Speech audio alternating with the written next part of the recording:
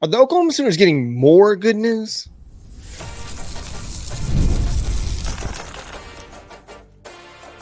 You are Locked On Sooners, your daily podcast on the Oklahoma Sooners. Part of the Locked On Podcast Network, your team every day.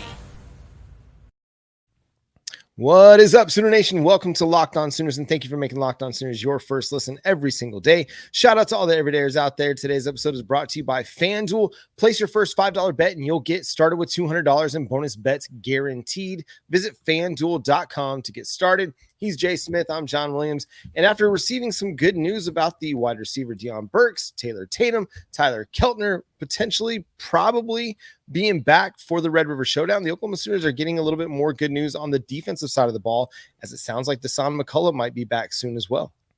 Yeah, that's a big development, right? He put out a tweet, with the big smiley face on it, and we knew that on the injury sheet he was more of a questionable or probable last week. Ended up being out to finalize it, but if he's back, that just adds massive versatility in the linebacker room, right? He was been playing playing will linebacker in practice throughout like the spring and the fall before he got injured. And that adds another piece, right? Like you can put him on the edge, run that 3-3-5. You can have him blitzing on the side, which that's where he excelled when he was at Indiana. And I had a couple people ask me, like, we believe he'll play cheetah? No, I see him as like a linebacker, basically where BV has him. And I think he could stand out, John. So it's going to be interesting to see what they do with him, because Lewis Carter's played well. Danny Sussman obviously is playing well. Kip Lewis is playing well. You're getting good snaps out of Kogan McKenzie. So I don't necessarily expect him to come in and get 30 snaps in his first, game back against Texas, if that is his first game back. But I do think that he'll be in on some significant packages. We've seen how good he can be in short yardage situations. As much as we want to credit Oklahoma's short yardage success last year to Dejon Terry, and that was huge, being able to beef up the interior, Dasan McCullough was a big part of that as well, especially that goal line stand against Texas. Yes. Now, you're going to need all your guys when you go to play Texas in the Red River Showdown. So getting him back is huge. I do think in a rotational role, even in certain situations, if you're going to throw him out there, like, hey, trace forward right now, we're going to run our big cheetah and we're going to run our big will with Danny Stutzman. I mean, that's pretty stout on the inside. Now you just got to hope that he is game ready and game shape, because he hasn't played a lot in a while. And I mean, how impactful can he be? We'll see. But his length, his athleticism, and his ability to rush the passer will be welcome additions to the roster. I could totally see him on some passing downs, especially because of his height. I mean, he's 6'4", 6'5", or whatnot, tall. And he's got the wingspan. So if you have him out there, especially in coverage, just the bat down passes. Put it this way: you put him across the middle, you kind of rotate him around the middle, and have him eliminate a lot of those passes to like the tight ends and stuff, where he can just jump up and swat it, because, like I said, he's so tall. That would be a huge piece for what I think the team is going to try to do, especially against Texas coming up in about a week. You're going to want to force, I'd say with our pass rush, we can force Texas to get rid of the ball a lot quicker than they want. And then if you do it right, McCullough can be there to swat down passes on a regular basis, or he could be the one doing the rush, getting in there on the outside edge with the edge rushers. They could do some stunts, make it to where our Mason goes underneath them or behind them, and then Dasan dives in and he gets to play, or our Mason gets to play. There's so many different combinations you can have out there. I know that we'll probably run a lot of the 3-3-5, and in that 3-3-5, you can have him out there as one of those linebackers that's rushing. That would be a pretty big deal. Yeah, it's going to be fascinating to see how they deploy him, because I'm sitting here thinking, okay, who do I take off the field to put Dasan McCullough on? In my front seven, I really don't want to take anybody off the field, because everybody's playing good ball right now, especially at linebacker, at cheetah, and on the edge. So I do think that there are ways to get him out there, especially in third and long situations. If you're able to get Texas in 3rd and 7+, maybe you put him out there with R. Mason Thomas on the other side. If he's your weak side linebacker and you can rush him, then you get a little bit something cooking with gas. But again, I think even if he's back for Texas, I don't necessarily think he plays a significant amount of snaps, because again, I don't know who you're going to pull off the field again with everybody playing good ball. No, and that's true. I think the big thing to look at it this way: we were kind of talking about how the defense looked a little gassed going into the Auburn game. I think that that's probably where you'll see more of him coming in and giving people some breathers to kind of keep the legs fresh, right? Because you'll have Texas, you'll have South Carolina at the crib, and then you're traveling to Ole Miss, right? So the bigger piece is going to be as the weeks go and you ramp him up to playing more, it's going to give the opportunity for guys to rest. If anything, I think it'd be intriguing to see him and Kobe McKenzie together, right? That could be a rotation. Pull out Danny and Kip, put Kobe and Dasan in together. And then, because you're still going to play Omosigho at Cheetah, so you'll still have him out there. And then you can still rotate Lewis Carter in there every once in a while between him and Dasan, kind of trading back and forth on who plays out there at the will linebacker to, like I said, keep the legs fresh. And that way, on the key plays, either early downs or key plays, you can make sure that Kip and Danny are out there together. To me, that's probably the rotation I'm looking at, because you're right. I don't see 30 snaps, but I can see about 15. Yeah. And listen, we saw just how impactful he could be in the Red River Showdown last year. And as much as Kendall Dolby emerged, when Dasan McCullough was banged up and dinged up for the second half of the season, you lost a depth piece because now you didn't have him every single week. And Kendall Dolby was having to play a lot more, and he played really, really well. But when you have two guys that you feel comfortable throwing out there at a position, it just creates more opportunity for everybody to play fresher. So obviously getting him back is going to be huge for the linebacker room. And then I think what it does is it allows you to, when you go into your goal line packages, to get even bigger than what you already are. Yeah. When you have a guy with his length and his ability to hold up at the point of attack, especially out there on the edge, when Texas wants to use their big offensive line. It's a good offensive line. And so you're going to have to be able to hold up against the run, because they're going to want to try to take some of the pressure off of Quinn Ewers. They'll do that, getting the ball out of his hand quickly, but they'll want to be able to get into some more manageable downs and distances and not make him play third and long against Oklahoma's pass rush. Even with that though, John, you honestly, now that I really think about it, with Dolby out, you could put him back at Cheetah. I mean, I think it'd be wise to give him some run at Cheetah, even if you think he's more of a will. Honestly, he's a man without a position to me. I mean, he really is. He really kind is of a positionless everywhere. Defender, because he can play edge, and I think he can play it really well. He can play some Cheetah for you, and he can play it really well. What he looks like as a will linebacker, I'm not sure, because he hasn't played it. But I have longed for them to use him as a defensive end, or as a 3-4 outside linebacker, an edge player, if you will, because he's just naturally built that way. But they really think he's a linebacker. So, who am I to sit here and doubt Brent Venables and Zach Alley, two of the better defensive minds in college football? So I'm just looking forward to seeing him on the field in his new position and seeing how he looks, because if they think he can make an impact there, then I bet he can make an impact there. Yeah, I agree. And you get him out there, like I said, I'm with you. Like, it's kind of like David Agwebu when he was here. Yeah. Right. I think he was been much better edge, especially with his size and his ability to go after the quarterback in comparison to playing linebacker. And you got him chasing people, and he's just not fast enough for it. Right. McCullough is, but at the same time, with his size, he's 6'5", listed 6'5", 235, right? So he's still big.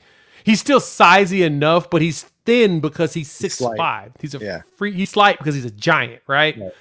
I can totally see him. I'm with you. I think he's much better at playing edge and getting sacks.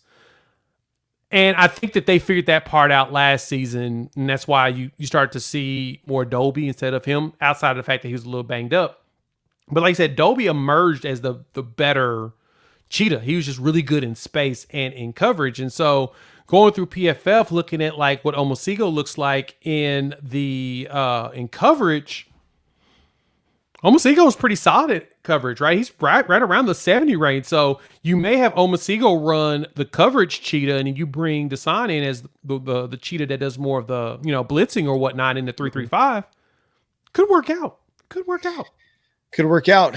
One position that Oklahoma needs to get worked out, that's tight end.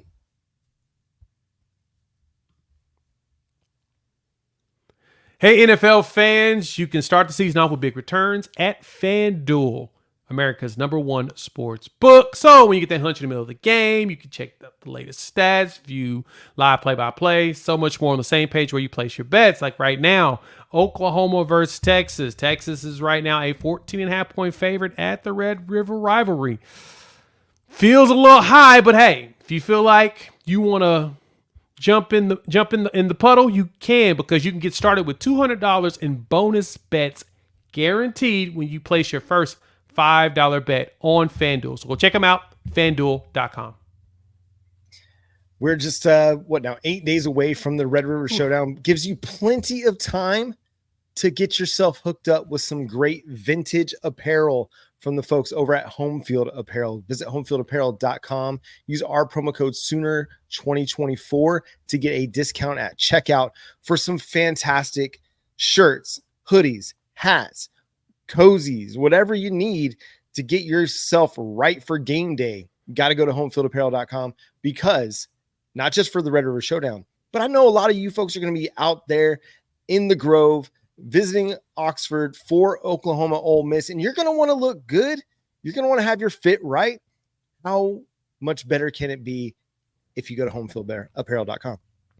Yeah, and they got like platinum boxes right now still with the VIP packages. And with those platinum boxes, you'll not only get 3 like unique Home Field Apparel gear for Oklahoma vintage gear, you'll also get the koozie. You'll get a platinum pass where you're guaranteed 20% off and early access. So you have to worry about things getting sold out for all the school releases throughout 2024. So you got to check them out at homefieldapparel.com and use our promo code Sooner24. Again, thanks for making Locked On Sooners your first listen every single day. And shout out to all the everydayers out there. Subscribe to the show wherever you get your podcasts. The Oklahoma Sooners tight end position has been a roller coaster ride through the 2024 season. We've had some really good plays, some solid moments where you're just kind of cruising down the track, not going up, not going down. And then we've had some negative moments, especially in this Auburn game where several plays were wiped off due to penalties, or you got pushed back into some unfortunate downs and distances because of penalties. Bauer Sharp, Jake Roberts, a little bit of Cade McIntyre. How do you feel like this position can grow moving forward? As of right now, honestly, Bauer Sharp had a fantastic game against Auburn. He showed us a lot of his potential and what he can be for this team long term. He graded out very well, and the catches he made across the middle, he had 4 receptions, 43 yards against Auburn, and then he had that really big play that could have put him over 100 for the game, but it was wiped off because we didn't sell the pick play like you're supposed to. You still got to run your route, still got to go look like you're trying to catch the bass, and then all of us accidentally bump into him, or make your defender run into each other. Whatever you got to do, you got to sell it better. But I think Bauer Sharp with this game, because he's starting to show some of those improvements, I think he solidified it. He was really good in blocking, and he caught those passes across the middle, so it feels like there's a little chemistry with him and Michael Hawkins. So I think if anything, those two are going. Cade McIntyre, he's probably going to start getting worked in now that he's definitely healthy. Same thing with hopefully Caden Helms comes. I would love to see both Bauer and Caden Helms out there, go like 4 wide, but have those 2 tight ends out there at the wide in the slot. That would be an interesting setup, because with their size, they'll be imposing, while at the same time, their athleticism will make it to where you're still technically chasing a tight end, but it's like built like a wide receiver, or athletic enough like a wide receiver. Yeah, they've got some interesting parts, and I think Bauer Sharp he's been the best thing out of the tight end room. He's got 4 catches in each of the last 3 games. He had his most yardage against Auburn since week 1, with the 43 yards against Auburn, 47 against Temple. I think what you're seeing, and even if they don't run that pick play, I think Bauer Sharp is catching that and getting 15 to 20 yards at least on that play, because he was open, pick play or not. He had beat his guys so cleanly. So I like the direction that he's heading as a receiver. Obviously, I think he and the rest of the tight end room have to continue to get better as a blocking group. But if they make some adjustments and don't ask your guy that just converted from tight end in the last couple of years to do more complex things in the blocking scheme, then perhaps it can be better. If you just simplify what you're asking him to do, then I think he won't be a net negative in the blocking, and he definitely provides you something in the passing game. And I think he's been really solid, and that's what you need. You need somebody who's going to be reliable, consistent, and he's been exactly that. Again, 4 catches each of the last 3 games. He's averaging, just over 3 catches a game. And his reception yardage, he had 28 against Tulane, 36 in the loss to Tennessee, and then 43 against Auburn. So maybe kind of trending a little bit. If he's got a bit of a rapport with Michael Hawkins, that makes all the difference in the world to the passing game. Yeah, I think the most important thing is that we need to see progression. Yep. Right. And I think we're seeing that now. I think we're seeing the progression at this room that we're actually able to use it. Like, so far this season, statistically, the tight ends have put up better numbers than what we got last year, right? Have we like basically not yet, but we've just about surpassed the numbers we put up at tight end last year. And that's one, it's crazy. 2, it's also a very good thing. I'm just glad that we're seeing progress. And I think the crazy part about that too is we haven't been doing very well at quarterbacking right now. Right. Now we're getting better. Hawkins is out there. He's growing. And I think you're going to see a lot more installments over the next few weeks. It looks like week over week, it's like compound interest, right? They're just adding on top of it and growing and growing and growing, right? Now, there's a very good chance that we see Hawkins put up, 250, 300 yards in this next game, and everybody be surprised. Like, where'd this come from? And it's all because he's compounding. He's building on top of his successes, and they're just going to keep adding components to it to, move us forward. So, to me, there's no reason why we don't get 100 yards out of a tight end sometime soon. Within the next couple games. It wouldn't surprise me if it's this week that Bauer Sharp has an explosion. It's true. They're going to be so concerned with Michael Hawkins as a runner that's going to create some opportunities in the middle of the field that Bauer Sharp can take advantage of. At this point, the tight end group has more receptions than last year's group did. It's so crazy. For the entire season. They have more touchdowns than last year's group did for the entire season, and have almost as much yardage as last year's group did for the entire season. So that tells you exactly even though Jake Roberts, if he can clean up the penalties and he can, kind of erase some of those unforced errors, it'll help the tight end group look a whole lot better. I think if they can start integrating a Davin Mitchell, get him involved a little bit, let him use his size and his athleticism in certain circumstances, get down in the goal line, run a couple, run some 2-3 tight end sets, and then just sneak him out, into the flat or into the corner of the end zone. Let him and Michael Hawkins reignite that connection that they have had for years and years and years as best friends and former teammates. I think that could just be a lot of fun. It could be an interesting wrinkle into the offensive attack if you can get him on the field. Now, he's a young guy. He reclassified to the 2024 class. So again, you're talking about a dude that should be a senior in high school right now. So I'm not sitting here saying I have these large expectations for him, but I think that there is a way that you can get him on the field that can help you. But ultimately, you can't have the tight end room creating negative plays for you through penalties, because what you're getting out of them isn't like Mark Andrews or Jermaine Gresham. Sorry. Yeah. Ugh. I had a Madden flashback. Jermaine Gresham level tight end play. You're getting solid tight end play. And I agree. In all of the other areas, they have to maintain solid. They can't be negatives for you. No, I 100% agree. That's what you need. You need guys that's going to manifest good things, not bad, right? And I believe that the tight end room's going to put it this way: they're outperforming what they did last year, even with the mistakes. That's things that need to be cleaned up, a little bit more discipline in that part. And I think we'll get to that point. That's the only thing that's good about it, is that I feel like we're going to get to that point. And I don't feel like we've regressed there. I think we've gotten better.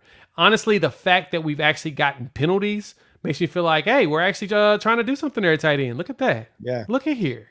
Yeah. Because the blocking wasn't great last year either.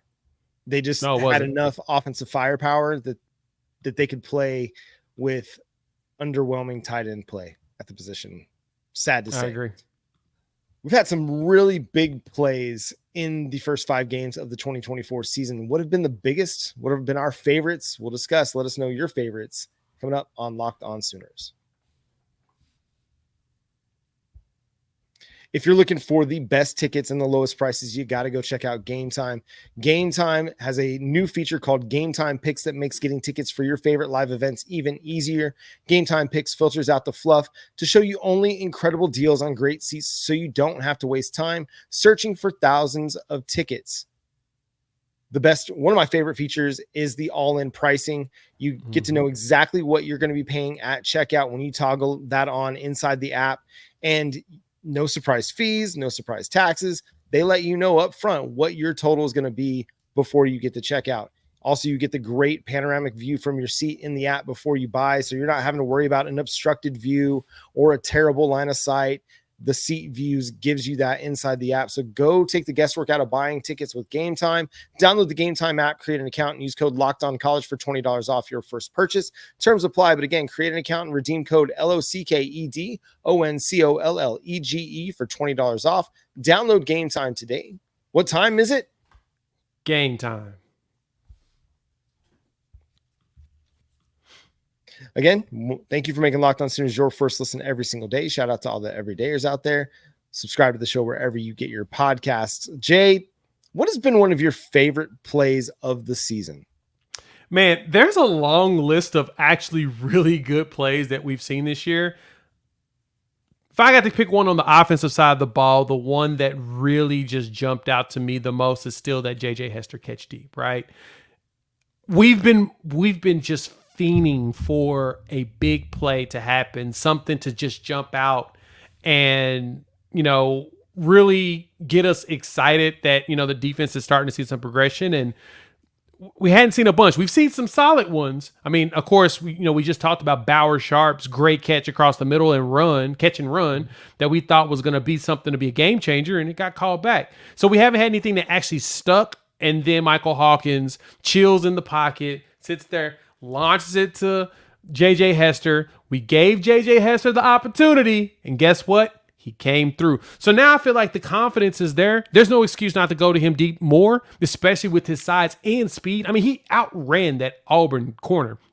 And Lee is one of their best ones, right? He's one of their better corners, and he couldn't keep up. He was able to once he was able to try to get a little bit closer, he wasn't able to fully suck him up, but he got that dive and was able to grab his legs to stop the play. But there's even a chance that because Hawkins hit him in stride, he almost had a chance of going all the way. So that to me was the big play that jumped out to me that really got me excited. What about you? Yeah, for me, man, I got to go to Tennessee. Fourth quarter, Michael Hawkins and the Sooners are trying to make some things happen, trying to make some magic happen late in that game. He came into the game down 16, an unenviable position to be in. First real taste of college football against a really good Tennessee defense. But in the fourth quarter, he starts getting stuff going. He and the offense start getting stuff going. They're down near the goal line, and he scrambles towards the end zone. He takes that big leap up into the air to try and get into the end zone for the touchdown. Gets helicoptered just like he did against Auburn, but lands short. That was the play that everybody decided he was QB1. Yes. Kirk Herbstreit, I'm sure Brent Venables, I'm sure Joe John Finley and Seth Luttrell, they saw the heart, the hustle, and the effort that he provided in that moment and said, I've seen enough. He gets to start against Auburn. So, and, I mean, has he been perfect in his 6+ quarters of action? No, but he's a true freshman that's getting better and better every time he steps on the field. But one thing you don't have to question about Michael Hawkins is the grit and the determination to go make a play in a key moment of a game. And though he fell inches short against Tennessee, he was not against Auburn. And his helicopter 2-point conversion was huge in that game because it goes from a 1-point lead to a 3-point lead. And it puts a little bit more pressure on Auburn because you have to tie. You have to kick a field goal to tie. And we saw how their kicking situation was. So a big play for him. And I think it was one of those plays that just galvanized the whole program and made it really easy to follow Michael Hawkins. Yeah, and there was actually one other play too that he did that I think he doesn't get credit for, but it still was really cool. Like he pulled out the Patrick Mahomes throw on while he's parallel to the ground, right? Yeah. A lot of people forget that. It was on the 2-point conversion. He was scrambling and realized he wasn't going to make it. They tried to tackle him. He tripped up, jumped, and he threw it literally sidearmed. And honestly, if Bauer Sharp had kept running across the backside of the field, he was going to catch that and get that 2-point conversion. Yep. He didn't. So, of course, he slowed up, and then he tried to jump up and ended up, like literally touching his hands as it hit the ground. Right. But him being able to do that while like parallel to the ground, absurd. Absurd. And that tells you just how talented the kid is. Yeah. All right. So tell me defensively, what's been your first or your favorite play of the first 5 games? It's crazy because there were so many really good ones. And of course, the biggest one is probably one a lot of people are going to say in the comments. So we want to hear from y'all. If you're on the watching us on YouTube, definitely jump in the comments and tell us your favorite one. But to me, honestly, it was the Robert Spears Jennings strip sack. Well, the hit sack that he did on Nico Yamaleava. I love that play dial up. We did it 2 weeks in a row. First, we did it to Nico and hit him. And I keep telling everybody, man, Tennessee got lucky because as soon as Nico's elbow went back, he hit a helmet. There had been a good chance of something being broken if Robert Spears Jennings hit him harder. That one was big. And then, of course, he did it again against Auburn. They dialed up the sack, and he came untouched a second time. And hit that boy. And that, to me, is just massive, right? Just that the fact that Zach Alley trusts him to be able to run that and just dialing it up at the right time to where he literally came through untouched. It's beautiful. Yeah, it was another part of a game against Tennessee where you're not really moving the ball very well. You had the field goal drive, but that was about it. Yeah. And then you come up with that big play and give the offense the ball inside or at the 5-yard line. I mean, that was a huge play in the game. And unfortunately, the turnover happens and Tennessee gets the ball back the very next play. But I mean, that could have very easily been a play of the game if Oklahoma was able to go and score in that moment, but they weren't. So I'm going to go with Kip Lewis, man. The Kip 6, the interception return for a touchdown, going 63 yards to basically beat Auburn. I mean, that was the go-ahead score in that game, and it potentially saved Oklahoma's season. Oklahoma loses that game and they drop to 3-2 instead of 4-1. And with the schedule that Oklahoma's got over the final 7 games of the season, it's looking rough, man. It's going to be a challenge to get to 8 wins. It might even be a challenge to get to bowl eligibility, which is crazy to think of, but there are a lot of tough games remaining and you could not afford to drop a game against Auburn. But with the way everything had kind of been going offensively, you weren't sure if that drive, the touchdown drive you got on the Michael Hawkins and JJ Hester play, is that going to open everything up for you offensively, or is that just kind of like a one-off? You didn't really have many scoring drives in that game, but to be able to get a pick 6, a defensive touchdown, which we said going into the game was going to be key for Oklahoma to get a win. Turnovers were critical, and you got it in a critical moment. So the Kip Lewis, man, I don't think we're going to be able to underestimate how important that was. And that's going to be one of those plays, I think, that lives on for a very long time, much like the Nick Bonito, got the interception or dropped the interception. The very next play gets the interception against Baylor to complete that comeback. It's going to be one of those defensive plays that gets remembered kind of like the Superman play, Roy Williams and Teddy Lehman, converting on the interception. I mean, again, maybe not as big of a game in our minds, Oklahoma-Auburn, but the first SEC road trip, a game that you were trailing, and you come up with that play, it's huge. And maybe I'm living in the moment. Maybe I'm living with recency bias, but it just feels like one of those plays that's kind of in that upper echelon of defensive plays that will get remembered for a long time. No, I agree. It feels like it's one of those that it's gonna be in Sooner lore for all of eternity. It's gonna be a play that everybody's gonna talk about. Where were you? Right. Where were you when Kip Lewis got his Kip 6 to win the first road game in the SEC and get your first SEC win? Where were you? That's we're gonna talk about that forever. Yeah, like that's going to be bookmarked and added to the big highlight packages they get together for every season to talk about Oklahoma going into the season. That's going to be part of the history of Oklahoma because of that play. Just a huge moment. They ended up ultimately giving Oklahoma the win. And that's going to do it for today's episode of Locked On Sooners. Thanks so much for tuning in, being a part of the show. Subscribe to the show wherever you get your podcasts. We're free and available on all podcast platforms and on YouTube. So hit that subscribe button and that notification bell to let you know when new episodes drop. Follow Jay at Unfair Sports, myself at John 9 Williams. The show on all the social media platforms is at Locked On Sooners. So go follow us wherever you like to do social media stuff. We're going to be back next week. We'll have so much to say about OU Texas. We'll have our crossover with the folks over at Locked On Longhorns, which will be quite fun, I'm sure.